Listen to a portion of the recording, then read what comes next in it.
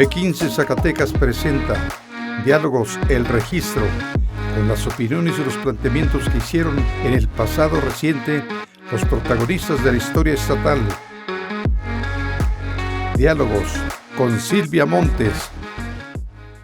Como siempre me da muchísimo gusto recibirlos en este canal, en este programa, Diálogos con su servidora y amiga Silvia Montes Montañez, acompañada en esta ocasión por un servidor público, por un funcionario y un hombre de muchísima experiencia en el área que le ha tocado encabezar durante distintos periodos de gobiernos en Zacatecas. Es el arquitecto Héctor Castanedo Quirarte, secretario de Obras Públicas, a quien le doy la bienvenida. Con mucho gusto, arquitecto, por estar aquí con usted.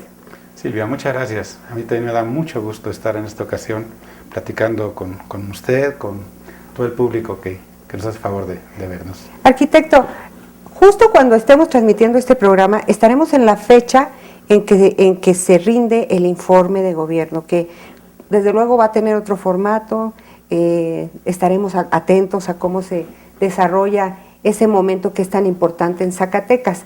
No podríamos, por lo menos no en Diálogos, dejar pasar esta oportunidad sin hacerle esta invitación para que nos haga referencia al peso que en el proyecto político de este gobierno ha tenido la obra pública. Sí, como no, pues a mí me parece que es importante este señalamiento en virtud de que la gestión de este gobierno, encabezado por la señora gobernadora, ha tenido frutos que todos podemos constatar en esta ciudad de Zacatecas y en los 57 municipios restantes. Es una gestión muy productiva, en donde por ahí hemos visto algunos espectaculares, en donde ya se dice una relación importante de obra. Quizás son estadísticas, pero yo sí quisiera hacer un señalamiento para que no quede en estadística. Por favor. En esta administración se ha erogado casi 16,000 millones de pesos en infraestructura, en obra pública, para la ciudadanía, para el pueblo de Zacatecas. Arquitecto, siempre hablar así de cifras, claro, nos ubica, 16,000 millones son muchos, pero yo soy muy partidaria de los contrastes que son necesarios para dimensionar esta cifra, tanto en recursos como en obra ya tangible, sin ánimo, desde luego, de confrontar, ni mucho menos. Pero para poderla contrastar, en el caso de obras públicas, en otras épocas, sobre todo usted que ha tenido tanto tiempo en esta área, ¿verdad?, que la conoce perfectamente, ¿cuál sería un contraste que nos daría una idea de lo alcanzado en este periodo de gobierno?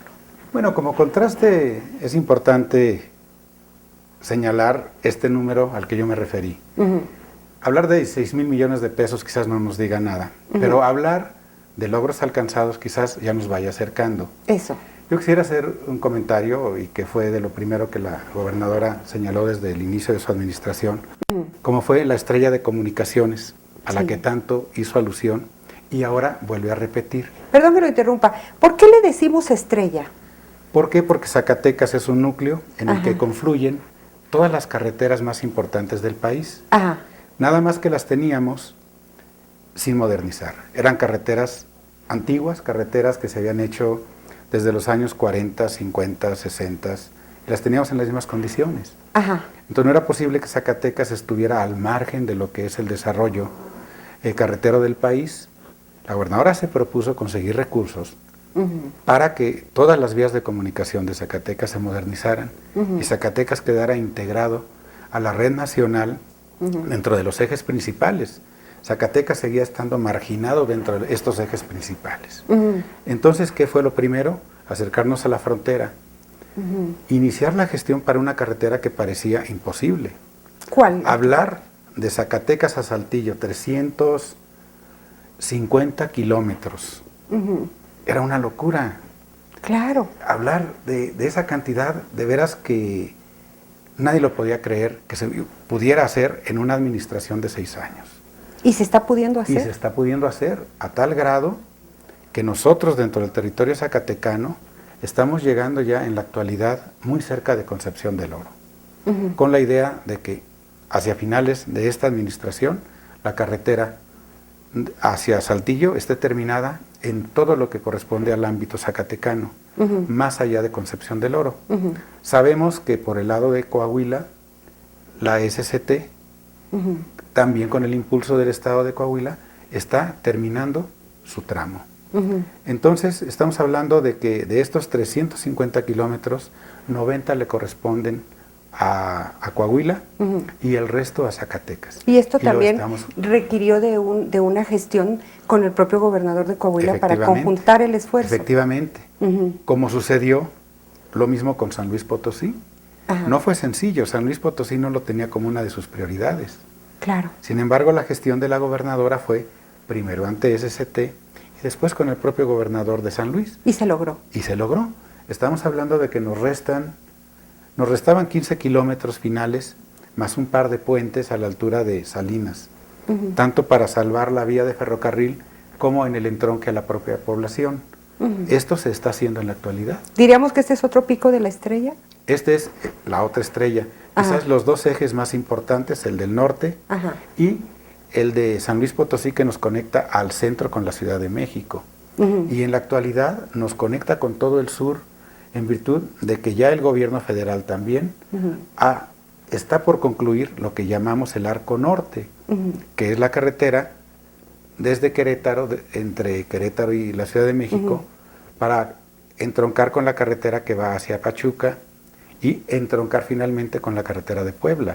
Esto se traduce, arquitecto, ya en el desplazamiento vehicular de autobuses y toda la gente que utiliza estas rutas. Partiendo de Zacatecas, por ejemplo, la Ciudad de México, ¿se abatirán tiempos? Muchísimo, muchísimo. En la actualidad, quien va a la Ciudad de México por San Luis Potosí, se da cuenta de que el tiempo es ya muchísimo menor al que se hacía hace 4 o 5 años a la Ciudad de México. Es que hace mucho que no voy por esa ruta. Debería hacerlo para darme cuenta, ¿verdad? Vale la pena porque estos dos puntos neurálgicos de comunicación de Zacatecas están a punto de concluirse. Un tercero, que es un poco interno, porque nos está conectando a una de las poblaciones más importantes de Zacatecas, que estaba también un poco al margen. Hablo de Jerez.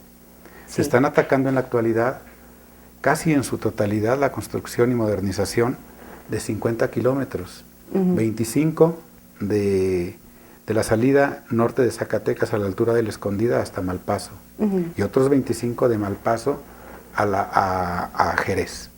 Dentro de todo esto va también a 4 carriles, o sea que estos 3 principales puntos de acceso de y hacia Zacatecas están tocados y estarán concluidos antes del término de la administración en el próximo año 2010. Arquitecto, yo no sé usted qué piense, pero creo que nos ha faltado mucho en Zacatecas dimensionar, valorar este gran esfuerzo. A veces, quizá, como yo decía hace un ratito, hace mucho que no voy a la Ciudad de México por esa ruta, no me he dado cuenta. Entonces, mucha gente probablemente no se dé cuenta fielmente de lo que esto representa. Creo que es importante destacar, ¿verdad?, que se trata de un esfuerzo mayúsculo y que el impacto, arquitecto, será inmediato y también a plazo largo, ¿verdad? Efectivamente. Entonces, el tocar esto, el tocar adicional a lo de Jerez, hace 10 días estuvimos en Cuernavaca, en las oficinas de CAPUFE, de Caminos y Puentes Federales de Ingresos, para que se diera la autorización, para que con los recursos que se captan en la autopista Aguascalientes-Zacatecas, en la caseta de Osiris, se desarrolla un proyecto muy importante para Zacatecas, como lo es el nuevo libramiento de Jerez. Jerez sigue pasando todo el tráfico pesado que va hacia Tepetongo por el centro de la ciudad.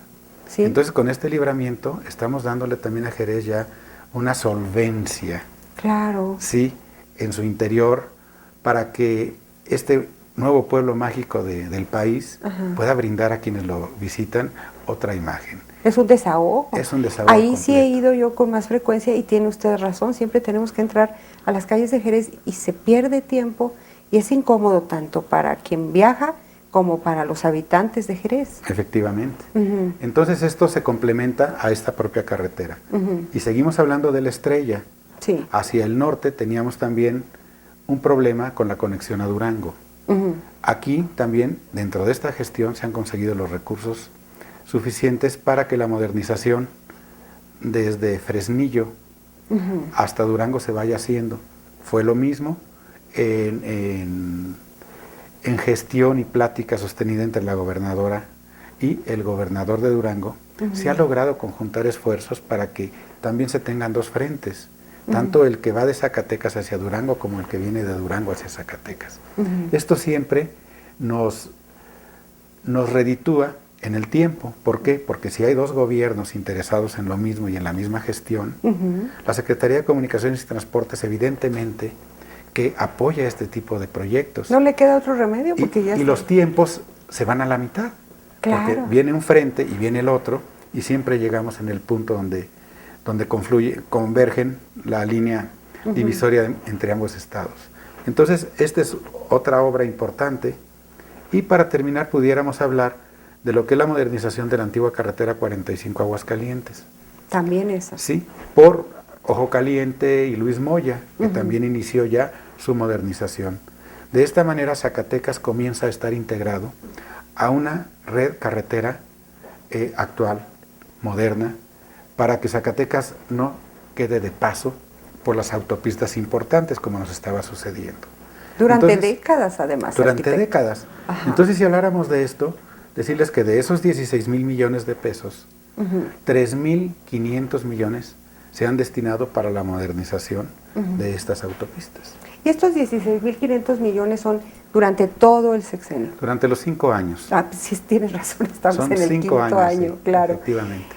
Luego, arquitecto, esto es en cuanto a infraestructura carretera. Efectivamente. Hábleme también de otras obras de gran impacto para Zacatecas. Por no dejar esto de lado, quiero decirles que la Junta Estatal de Caminos, con aproximadamente 1,600 millones de pesos, se ha dedicado a la modernización y conservación de toda la red carretera del Estado.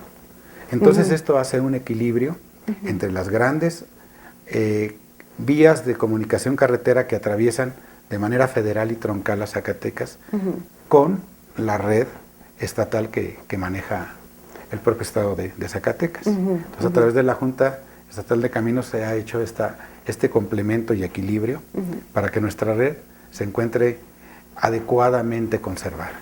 ¿Y si se encuentra así, arquitecto? ¿O hay todavía algunas partes del estado donde las carreteras se deterioran? Evidentemente, este es un trabajo paulatino, constante, de día con día y año con año. Es un trabajo que no tiene fin. Que no tiene fin. Porque cuando, se construye una gran obra, bueno, ya se terminó, ya se construyó, ahí está la obra, se pone al servicio, hay que cuidarla. Pero las carreteras son particularmente delicadas por el movimiento que generan. Efectivamente, el peso, el tráfico, el continuo uso de la misma. Sí. Pero quiero decir lo que no es nada más en la carretera, Y esto me gustaría mucho que quienes nos oyen, quienes nos ven, se den cuenta de que cualquier obra pública o privada que se construye requiere de un mantenimiento continuo. Sí. De tal manera que su casa, mi casa, la casa de todos, si no se le está dando un mantenimiento año con año, se va deteriorando. Se cae. Entonces, si eso pasa en la vivienda, eso sucede en la carretera, eso sucede en el rastro, eso sucede en la plaza, en el jardín. En cualquier obra requiere de un mantenimiento. Arquitecto, existe también mucho el prejuicio, desgraciadamente bien sustentado, creo, acerca de los materiales que se usan para las carreteras, porque empiezan a tener sus primeras fallas y sobre todo después de una temporada fuerte de lluvias o qué sé yo. Y la gente siempre dice, es que usaron materiales de la peor calidad. ¿Cómo ha trabajado el gobierno para evitar que esto suceda? ¿O qué tanto puede ocurrir? Yo quiero decirles que sí, evidentemente hay calidades. Hay calidades y esto depende del tipo de tráfico que circula por cada una de ellas. Ustedes se han dado cuenta que ya en la actualidad se ha desechado quizás lo que era lo tradicional, que nosotros llamábamos carpeta a través de riegos de sello. Era simplemente poner capas de asfalto o chapopote con sello de grava. Y se ponía una o dos capas de la misma manera. En la actualidad, el gobierno del Estado, al igual que la Secretaría de Comunicaciones y Transportes, ha tomado un nuevo camino para que sobre las terracerías bien compactadas y bien hechas se aplique ya una carpeta de un espesor de 3 a 4 centímetros, quizás 5 o 6. Ya una carpeta hecha gradualmente y con temperatura, alta temperatura, de tal manera que al momento de su aplicación, esta quede integral como una capa general, en donde estamos dejando ya una superficie tersa y sobre todo con una propiedad impermeable a el agua. El agua, evidentemente, que es lo que más nos daña. Qué bueno que sea el agua lo que nos dañe, ¿no? Claro. Pero esto nos implica que las carreteras deben estar conservadas. Tanto la Federación como el Estado tienen programas continuos de conservación de carreteras. Arquitecto, usted en los últimos 30 años, se dice fácil, ha dedicado 19 de ellos al servicio público.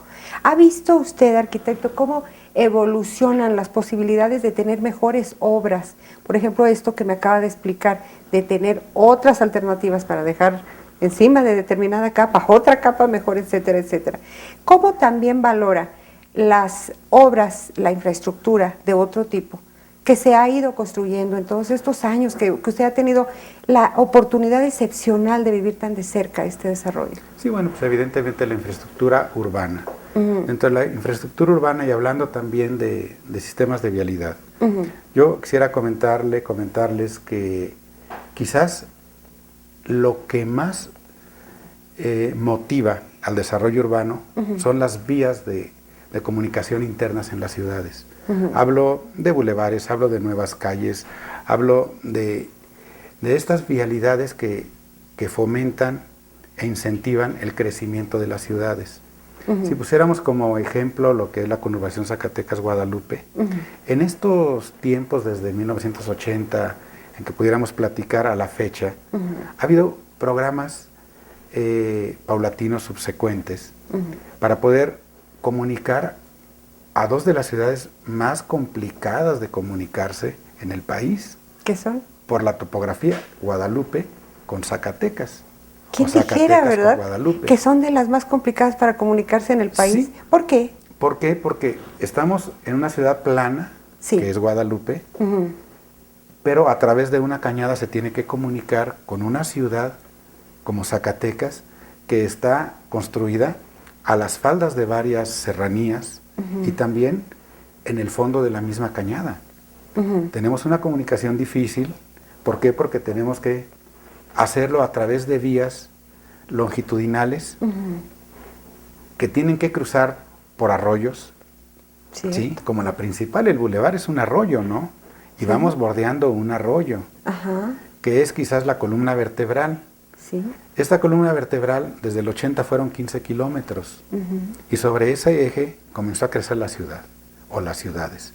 Sin embargo, en la actualidad este eje de desarrollo ha crecido de tal manera que ya nos está llegando hasta lo que es el crucero de Picones rumbo a Guadalajara, o sea, más allá de la Escondida, y en Guadalupe ya estamos muy cerca de Osiris, en donde el crecimiento se ha encaminado.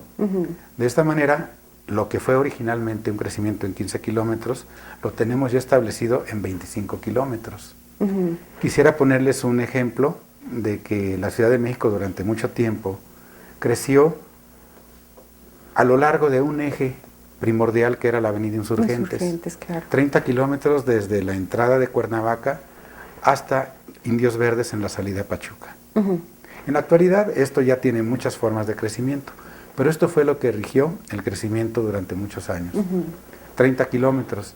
En Zacatecas tenemos ya un eje de 25 kilómetros para moderar e inducir el crecimiento urbano.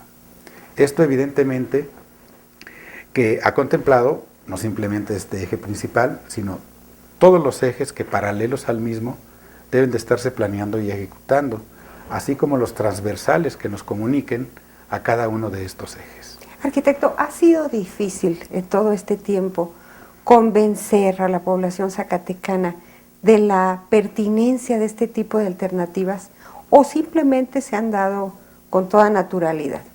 Bueno, ha habido de todo, ¿no? ¿Verdad? Hay obras que se asimilan rápidamente, hay obras que no, pero lo que sí puedo decirles es que cualquier obra, antes del beneficio, tiene un perjuicio para quienes circulan por esos lugares. Entonces es donde hemos pedido siempre paciencia, ¿sí?, en el transcurso de las obras. Creo que los zacatecanos ya estamos acostumbrados a tener vías de comunicación importantes, de buen nivel. Sabemos que tenemos bastantes líneas de comunicación longitudinales. Y por decir algo, de Zacatecas a Guadalupe, nosotros por la mañana, si yo quisiera hacer esto, puedo pensar y decir, ¿por dónde me voy a ir? Sí. Por el Libramiento, por la García Salinas, por el Boulevard, Ajá. por la México y Universidad, Sí. por Solidaridad, o me voy por Beta Grande.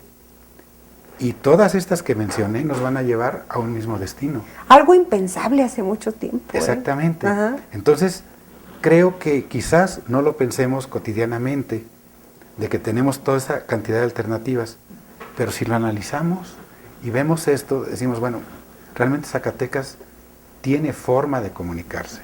Y sin embargo, arquitecto, todavía nos quejamos o sucede que no parece ser suficiente para el crecimiento de la ciudad y de su flujo vehicular, sobre todo quizá por esa característica que usted decía, cómo está Zacatecas en una cañada, porque no está diseñada la ciudad, bueno, usted es el experto, para soportar tanto tráfico. O, si usted me permite, preguntarle, ¿qué tanto pesa la idea de los zacatecanos al momento de tomar la decisión de cuál alternativa, la costumbre de ir siempre por las mismas rutas? ¿Existe este problema? Efectivamente, siempre, pues evidentemente, el destino más cerca de un punto a otro es la recta. Y la recta de nosotros es el bulevar. Nuestro bulevar. Evidentemente que es la vía más conflictuada, ¿sí?, y con más problemas. Por eso es que las grandes obras de distribución se hacen en este lugar. Y en la actualidad, pues se hacen dos obras, ¿verdad? Una por el gobierno del Estado, en lo que llamamos ahora la Plaza del Bicentenario, la antigua central de autobuses, y una más por el municipio. Sí. ¿Por qué? Porque lo que tratamos es de evitar este problema conflictivo en el centro mismo de este importante desarrollo vial. Ustedes recuerdan, hace 3 años el gobierno del Estado había planteado una solución que, haciendo caso de una recomendación de UNESCO a través de ICOMOS, la señora gobernadora dijo, va para atrás. Claro. Pero hay otras formas de solucionarlo, ¿no?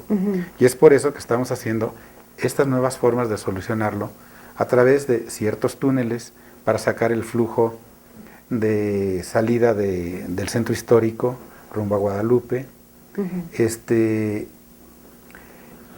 y que se vayan eliminando algunos cruceros semaforizados en el centro mismo de la avenida López Mateos. Para ello se termina un conflicto también de mucho tiempo atrás con los terrenos de la antigua central de autobuses. Eso es importantísimo, arquitecto. Y se comienza a construir esta obra que tiene un triple sentido, podríamos decir. La primera es esta solución vial que se está dando. La segunda, un conflicto natural que se tiene en el centro histórico de falta de estacionamiento. Sí. Entonces se construyen 3 niveles subterráneos para alojar ahí poco más de 600 vehículos y que a una cuadra del centro histórico mismo podamos dejar nuestro vehículo, estacionarlo e ir a hacer a pie todo lo que en el centro histórico debamos hacer. Esa no podía haber sido otro destino de ese terreno, arquitecto, más que ¿verdad? De estacionamientos. Efectivamente. ¿Por qué? Porque siempre nos quejamos de que no hay estacionamiento en el centro. Sí. Entonces el gobierno debe de tomar esa iniciativa para que quizás con esto como detonante exista posteriormente a través de particulares la construcción de nuevos estacionamientos. Y sobre todo con una ventaja en comparación de los que existen actualmente, que este es un estacionamiento que estará abierto las 24 horas del día y los 365 días del año. Eso nos hace mucha falta, porque lamentablemente algunos estacionamientos, los pocos que hay que son de particulares, se resisten sistemáticamente a cerrar más noche. Exactamente. Entonces, es importante señalar esto, porque aparte de ser el servicio de estacionamiento, se tendrán en la misma zona servicios tales como cajeros automáticos, los kioscos mismos de la Contraloría. Para hacer pagos y trámites. Sí, los módulos de Comisión Federal de Electricidad, los módulos de Teléfonos de México, todo esto en un mismo sitio, así como una nueva recaudación de rentas. La Secretaría de Finanzas tendrá en este lugar un área para el pago de las contribuciones, el impuesto predial, el canje de placas, etcétera, así como un centro de verificación vehicular en ese mismo lugar, aprovechando el área del estacionamiento. Entonces, perdón, arquitecto, ¿la verificación vehicular con qué propósito? No es la verificación. La que sabemos que existe en la Ciudad de México. Otro tipo de verificaciones, sobre todo para el cambio y canje de placas. Excelente. O sea que no vamos a tener que ir hasta finanzas. No vamos a tener que ir hasta finanzas. Y quizás un tercer tema dentro de esta misma construcción es la conmemoración de los eventos que el próximo año tendremos en la ciudad y en el país mismo, ¿no? La conmemoración del centenario de la Revolución y del bicentenario de la Independencia. Entonces estamos hablando de que necesitamos un lugar que conmemore esto, y qué mejor que una plaza. Una plaza a escasos 200 metros de la Plaza Independencia, que hace 100 años se construyó para conmemorar el centenario de la Independencia. Arquitecto, entonces va a parecer una pregunta tonta, pero prefiero hacerla. ¿Va a quedar al nivel normal la plaza y todo el movimiento va a ser subterráneo?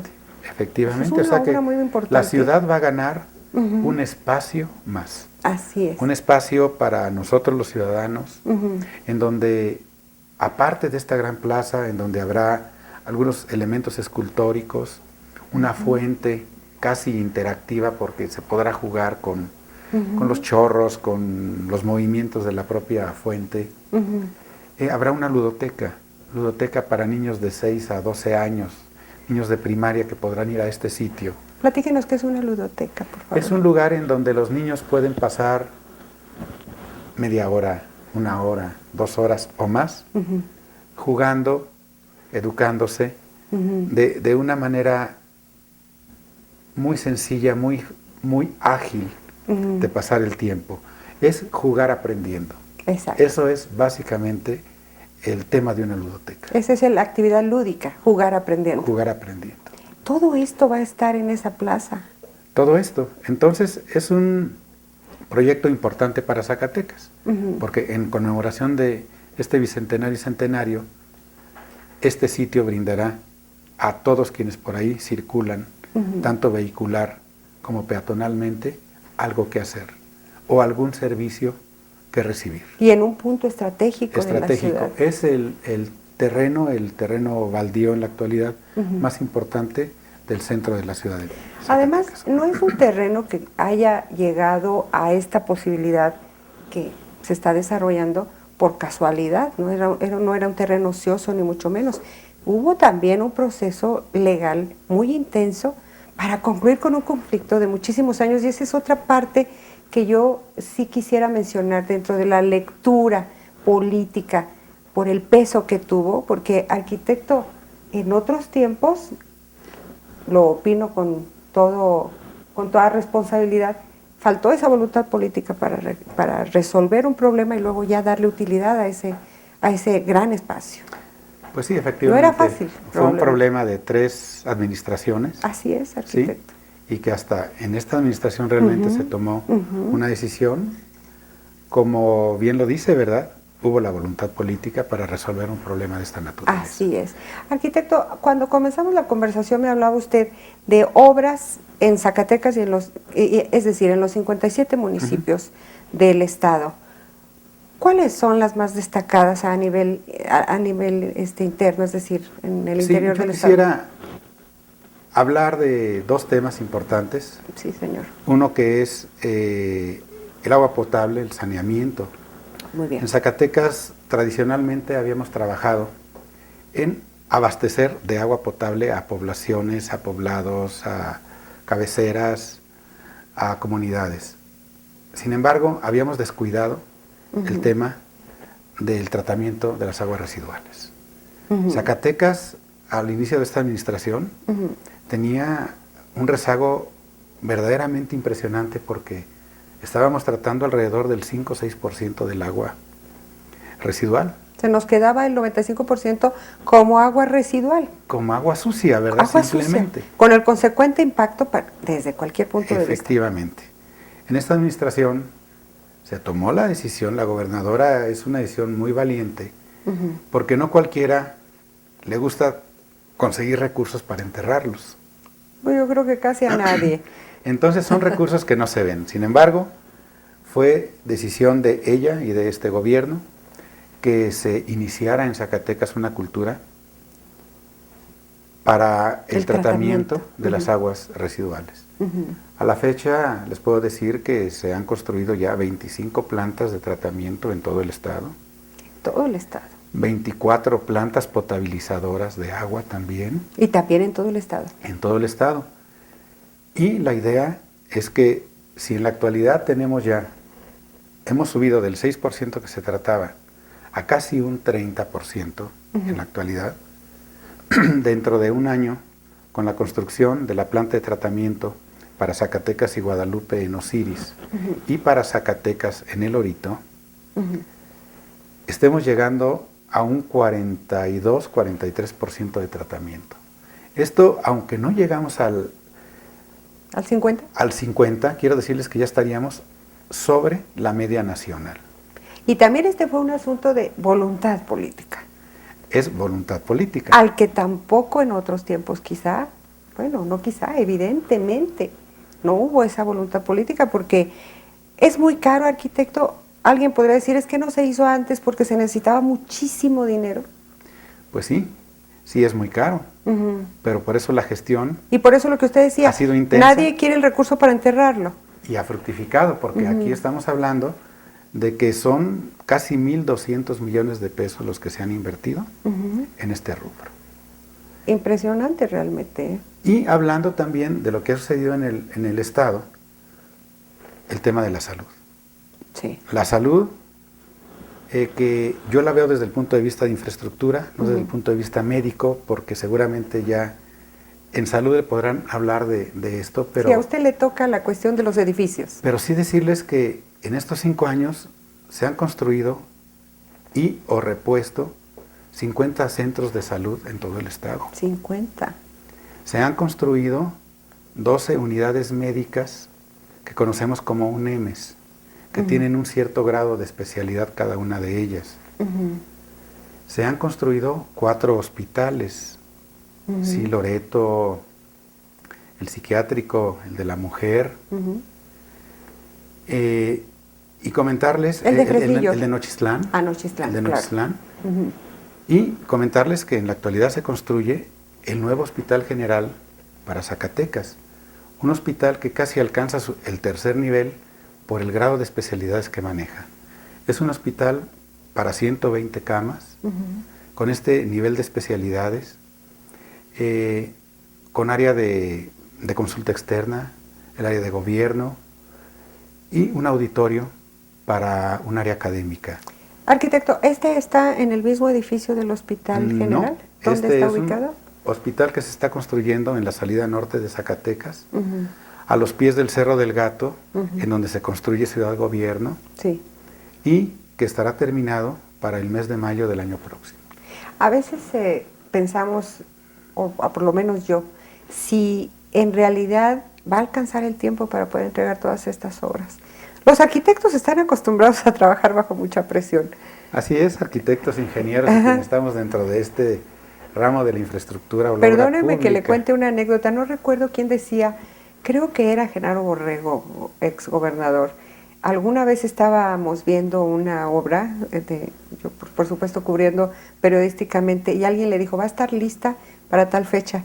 Y él preguntó, ¿palabra o palabra de arquitecto? Sí, es cierto, hay poca credibilidad. Lo que pasa es que se nos parece imposible y de repente ya vemos la obra. Sin embargo, los sistemas actuales permiten. lo permiten porque nos presionamos todos. Nos presionamos nosotros como gobierno, pero se presionan también las empresas que no simplemente son constructoras, sino promotoras. ¿Por qué? Porque ya mucha de esta obra no se hace con un 100% de desembolso del capital fiscal del gobierno del Estado, sino que hay un financiamiento por parte de las empresas. Y ellos saben que en la medida en que entreguen a tiempo, van a recuperar esa inversión que están haciendo. Entonces, somos corresponsables. Sí. Esta corresponsabilidad nos ayuda a todos a terminar las obras en tiempo. En tiempo y en costo. Y en calidad. En calidad, evidentemente. Entonces el hospital tiene este grado de corresponsabilidad por parte de la empresa junto con nosotros. Evidentemente es una empresa prestigiada en el país y en el extranjero. ¿Cuál empresa es, arquitecto? Es ICA, Ingenieros Civiles Asociados. Muy prestigiada. Sí. ¿La mejor? Entonces, fue quien pudo resolver este dilema que tenía el gobierno del Estado, que no tenía el dinero suficiente en la actualidad. ICA dijo... Yo financio. Sí, porque se hizo un concurso para ver qué empresas pudieran financiar este faltante. No hubo mucha participación al respecto y casi lo hizo. Y entonces esta obra está programada para que en mayo comience su operación. Inclusive tiene un ingrediente adicional de que esta empresa operará el hospital los primeros 3 meses. De tal manera que en esta operación incluye la capacitación del personal médico para el uso adecuado de todo el nuevo equipamiento que este hospital va a tener. Qué buena noticia, arquitecto, porque luego también sucede que cuando las obras están en marcha o se comienzan o se terminan bajo mucha presión, sí, se termina la obra física, pero no queda funcionando. Efectivamente. Ese fue el caso del Hospital de la Mujer, si no me equivoco. Ese fue el caso. Por eso, al llegar este gobierno, pues lo primero que tomó fue en sus manos ese hospital para hacerlo operar. Y esto no va a suceder ahora con el Hospital General, va a estar operando perfectamente. O sea, esto es algo que quizás todos debemos saber. Que ya las obras no se están haciendo para terminarse y a ver qué pasa. Pongo esto como ejemplo y quisiera, para terminar en esto de salud, que la construcción de este Hospital General tiene también un doble propósito, porque al dejarnos una infraestructura equipada, como es el actual hospital en Guadalupe, quedará como un hospital de pediatría. Este hospital infantil que se encontrará cercano al Hospital de la Mujer, hospitales que sí tienen mucha relación uno con el otro. Estamos hablando del Hospital General actual. Del Hospital General actual. Va a funcionar solo como hospital infantil, que además hace muchísima falta. Efectivamente. Buenas noticias para Zacatecas. Entonces, hablamos de estas obras de desarrollo en todo el Estado, porque hablamos de la cobertura con centros de salud, con UNEMES, con hospitales regionales, hospitales comunitarios y el Hospital General, que es para todos. Quiero decirles que la ubicación es ahí precisamente porque es el lugar en donde confluyen las carreteras de todo el Estado. Claro. Entonces, la gente que venga del Estado a atenderse a ese hospital no tendrá que entrar a la ciudad de Zacatecas, sino que en ese punto está teniendo el acceso y salida del propio servicio del hospital. Arquitecto, yo no puedo estar sentada aquí con usted sin hacerle una pregunta obligada, porque escucho el comentario. Con la experiencia de verdad de tantos años dedicado a estas áreas, he estado en algunas conversaciones donde escucho decir, es que este proyecto lo hizo el arquitecto Castanedo, se equivocó. Esta tal cosa, Castanedo.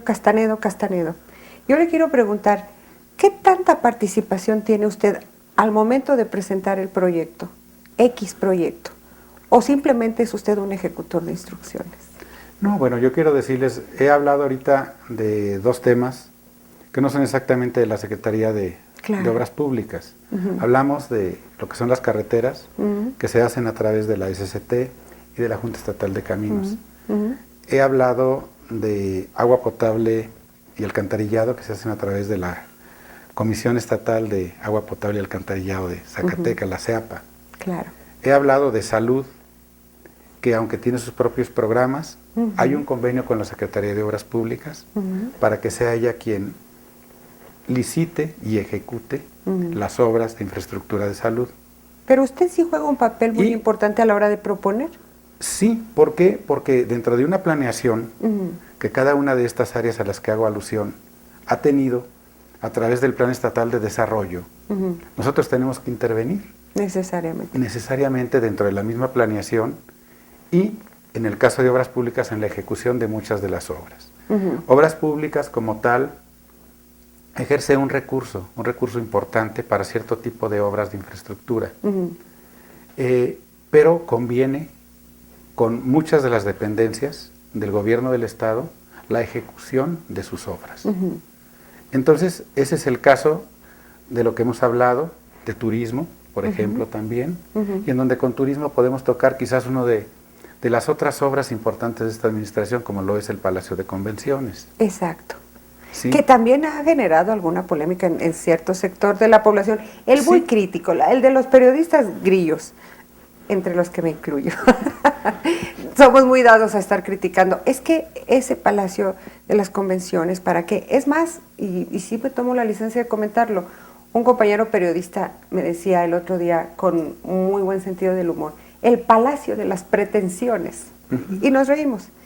Pero, arquitecto, yo personalmente creo que es una obra de la mayor importancia que quizá, no sé usted qué piense, se va a apreciar en el futuro, por la gran mayoría. Sí. Yo creo que ya no es en el futuro. Es una obra que desgraciadamente se construye y se da un evento tal como el de la influenza en el país. Esto. ¿Sí? ¿Qué hizo? Que el Palacio de Convenciones durante 3 meses quedara dormido. ¿Sí? ¿Por qué? Por una cuestión de emergencia nacional. Bueno, no importa, esto ya pasó, ya aconteció, se inauguró, fue un evento exitoso. ¿Por qué? Porque lo que se pretendía era promocionar al Palacio de Convenciones, no a nivel local. ¿Para qué queremos? Ya lo conocemos. A nivel nacional e internacional. ¿Y se logró? Y se logró. O sea, se dice mucho que el evento, que el costo, sí, podrá decirse lo que sea, pero el fin inicial y último fue ese. Porque, arquitecto, seguramente que en estos programas que le entregan a las personas cuando se presenta un tenor como Plácido Domingo de esa dimensión, se incluyen los lugares donde ha estado. Y sí, no va a decir, estuvo en Zacatecas en la Bufa cantando. No, en un Palacio de Convenciones. O sea, esto nos ayudó de una manera increíble. Esto se captó y se capturó en donde queríamos que llegara este mensaje. Qué bueno que lo comenta. Y en la actualidad, ahora que hemos estado relacionados con el Palacio de Convenciones desde otra óptica, simplemente el día de ayer que estuvimos en una reunión para ver lo relacionado a los próximos eventos del cambio climático con Al Gore y con Mario Molina, yo estaba revisando la agenda del Palacio de Convenciones. Yo les quiero decir que septiembre, octubre y noviembre está lleno día con día. Y no con un evento, sino con varios eventos a la vez en muchos de estos días. En la misma sede. En la misma sede. Porque tiene esa posibilidad el Palacio de Convenciones. Entonces, vi ya algunos huecos, algunos lunares en diciembre. Entonces, esto nos está dando la certeza del acierto que fue la construcción de este Palacio de Convenciones. Arquitecto, yo lo que quise decir hace un momento en cuanto a la valoración a futuro, me refiero a los zacatecanos críticos y quizás estaba yo pensando lo que ocurrió, por ejemplo, con las instalaciones de la feria o cuando se construyó el teleférico.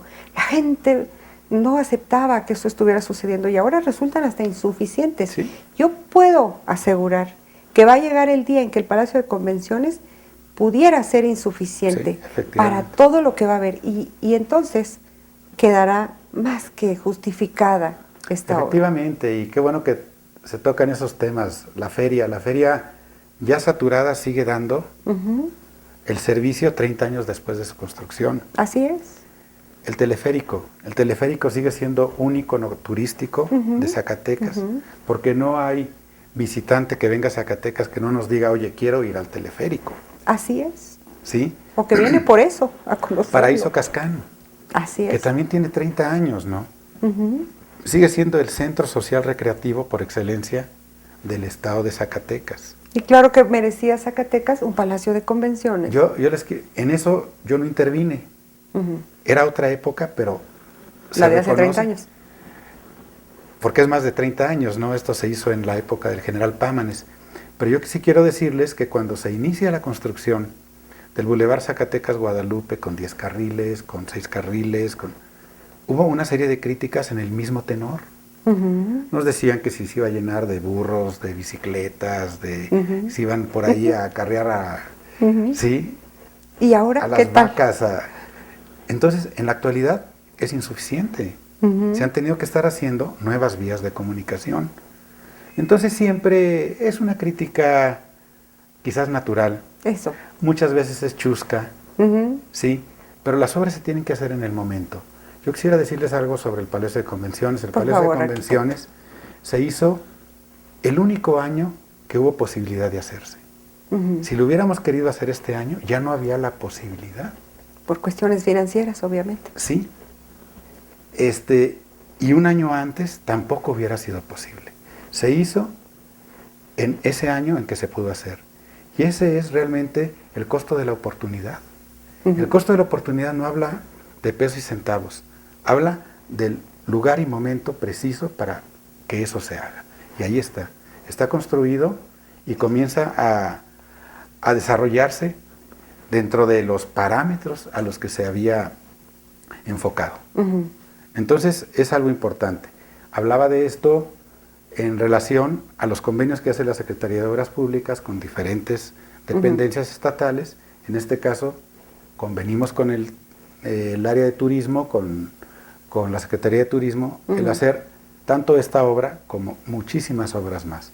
Y hablando de esto, quiero decirles que me voy ahora al patrimonio. Por favor, patrimonio, no vamos a alcanzar en una hora, arquitecto. Estoy impresionada de tantos datos que nos está haciendo el favor de compartir. Nos quedan, no sé, 7 minutos para que los aprovechen. Patrimonio, quiero decirles, y para hacerlo muy rápido, que hemos estado trabajando en todo el estado en poco más de 110 obras de rescate patrimonial, desde Mazapil hasta Nochistlán. Pinos, Fresnillo, Sombrerete, El Teúl, Jerez, etcétera. ¿Cuál es la importancia de trabajar en obras de patrimonio? Porque también alguien podrá decir, pero es que allá la gente tiene otras necesidades. Efectivamente, pero yo también les quiero decir a todas esas personas que cada recurso tiene un destino y una etiqueta. Además. Y la gestión se hace para eso. No se hace para ver qué hacemos con el dinero, no. La gestión dice, señores, con esto vamos a restaurar esta capilla, vamos a restaurar este edificio, y nos dan el dinero para hacer eso. Si no pidiéramos el dinero para eso, ese dinero no llegaría. Qué bueno que lo aclara, arquitecto. Entonces, y lo digo para el patrimonio, como lo digo para cualquier otra obra, en cualquiera de sus tipologías. Exacto. Son recursos etiquetados para las obras a las que se está gestionando. Ese ha sido el gran logro de esta administración, de la señora gobernadora, que ha puesto el ojo en cada una de estas direcciones.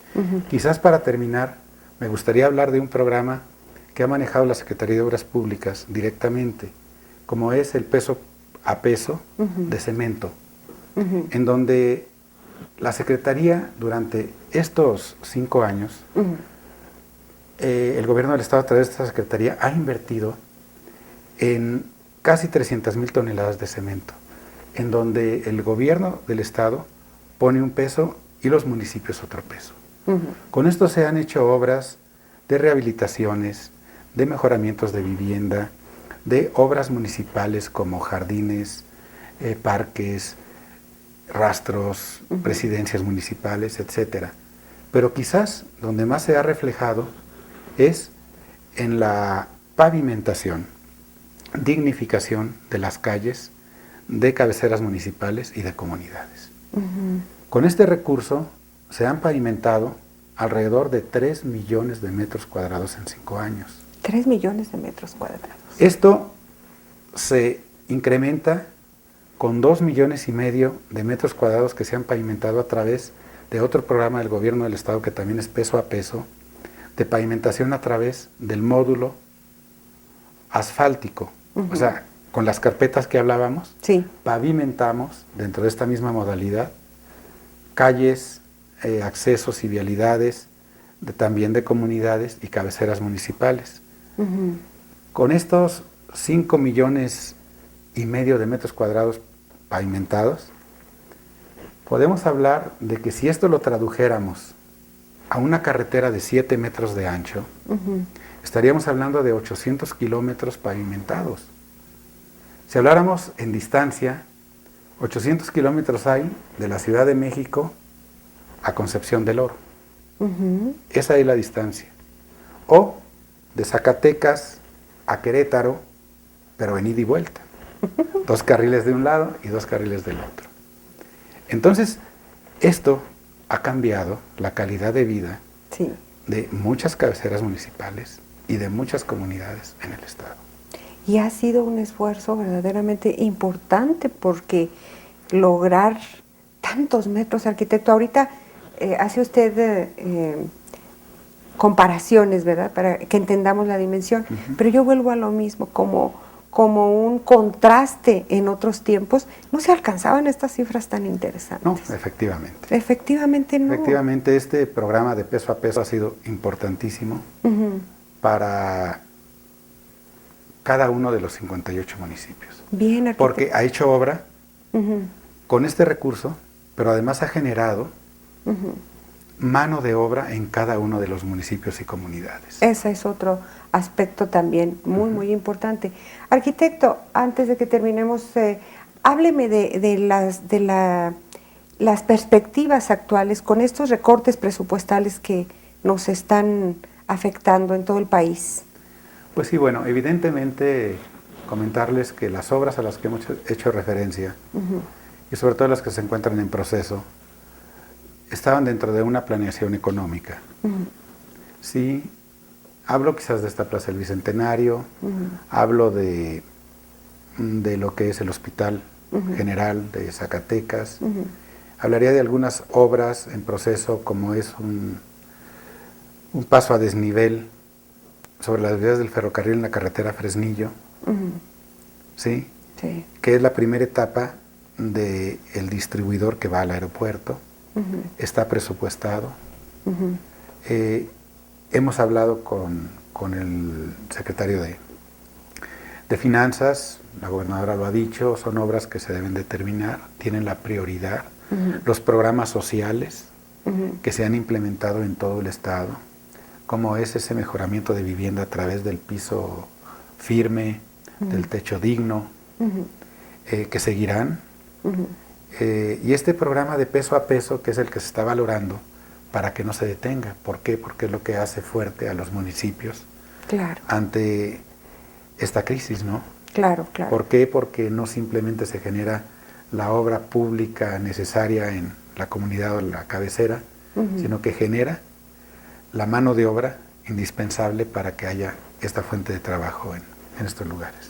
Claro, bueno, pues de verdad que esta hora del programa Diálogos apenas si nos alcanzó para hacer un repaso muy general y me parece que muy justo, muy necesario, porque son actividades que a veces no somos lo suficientemente generosos para valorar. Yo doy esta opinión personal, porque puedo hacerlo con toda libertad, arquitecto, y reconocerle también a usted el papel que ha jugado y que aquí muy modestamente mejor prefirió hablar de obra, pero yo siempre he visto su trabajo, arquitecto, su dedicación en esta área tan importante para el desarrollo del Estado y creo que aceptando los retos sin preocuparse mucho por los costos personales, y yo sí lo quiero mencionar, porque de verdad a veces la gente con mucha ligereza dice, no, pues fulano de tal, si se equivocó, si no se equivocó. El empeño, desde que yo lo conozco, arquitecto Castanedo, hace muchos años ya, siempre ha sido el mismo. El cariño a Zacatecas de su parte también muy por encima de cualquier interés, y yo insisto, aventarse, perdónenme la expresión, a realizar las obras, a hacerlas con todo lo que esto implica y siempre con una gran solidez profesional. Yo le agradezco mucho que sea así, en primer lugar, y en segundo lugar, que me haya permitido este repaso de obras que fue prioritario en esta conversación, realizada, por cierto, en las oficinas de la Secretaría de Obras Públicas, donde no para la actividad, y bueno, invitarlos como siempre a que nos sigan los martes a las 9 de la noche en este espacio que es de ustedes y que agradezco además sus comentarios tan frecuentes acerca de los contenidos. Hasta siempre, hasta la próxima, y no se pierdan las repeticiones de Diálogos en Canal B15. Muchas gracias, arquitecto Castaneda. Muchas gracias, Silvia. Hasta luego. Diálogos, el registro, con las opiniones y los planteamientos que hicieron en el pasado reciente los protagonistas de la historia estatal. Diálogos con Silvia Montes.